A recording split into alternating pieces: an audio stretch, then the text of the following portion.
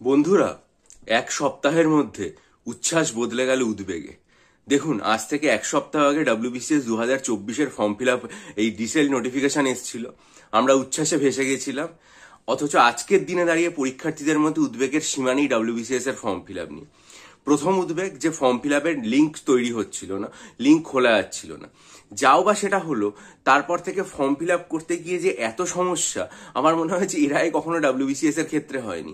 এবার অনেকে আমাকে মেসেজ করেছেন, বারবার করে বলছেন কি করা যায়, কিন্তু দুর্ভাগ্য সেটা হচ্ছে আমি যখন 2011 সালে যে ডব্লিউবিসিএস ক্র্যাক করেছিলাম, সেটার জন্য 2010 সালের সেপ্টেম্বর মাসে ফর্ম ফিল আপ হয়েছিল।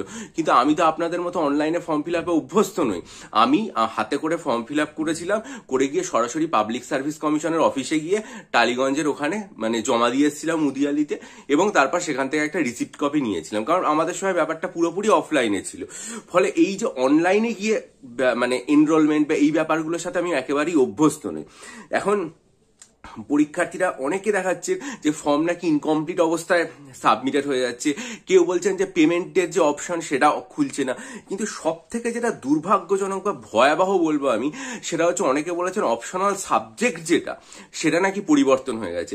এবার ধরুন আপনি আর কি অপশনাল নিয়েছেন সাইকোলজির জন্য এতদিন ধরে প্রিপারেশন নিচ্ছেন, এবার হঠাৎ করে দেখলেন যে আপনার অপশনাল সেখানে পরিবর্তিত হয়ে আপনি যদি ফিজিওলজি হয়ে যায়, তাহলে ভাবুন আপনি মনস্তত্ত্ব থেকে শরীর তত্ত্ব যেগুলো রয়েছে বা শারীরবিদ্যা যেটা রয়েছে, সেটার প্রস্তুতি কার কাছে নেবেন বা কিভাবে নেবেন, সেটা কতটা আর কি দুঃখজনক এবং কষ্টের ব্যাপার। ঠিক আছে, অর্থাৎ এই যে চেঞ্জ হয়ে যাওয়া, অনেকে সাবমিটেড হয়নি বা সাবমিটেড আপনি হয়ে যাচ্ছে, তার আগে যে প্রিভিউ দেখার কথা, সেই প্রিভিউ যেটা রয়েছে সেটা আর কি দেখা যাচ্ছে না।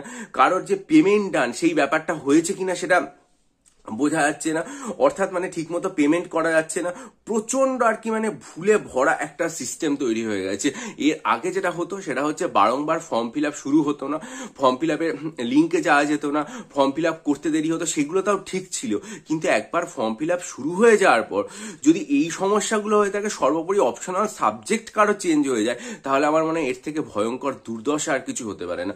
পাবলিক সার্ভিস কমিশনের কাছে অনুরোধ, আপনারা আজকে সপ্তাহের লাস্ট ওয়ার্কিং ডে, পরীক্ষার্থীরা শনি রবিও তো ফর্ম ফিল আপ করবে, অর্থাৎ আপনারা যত দ্রুত সম্ভব আজকে সিস্টেমটা ঠিক করুন, এবং এই সিস্টেমটাকে ঠিক করে পরীক্ষার্থীদের মনে দ্বিধাদ্বন্দ্ব যাতে নিরসন হয়ে আগামী শনি আর রবিবারটা তারা ভালো করে ফর্ম ফিল আপ করতে পারে, সেই বন্দোবস্তটা করে দিন।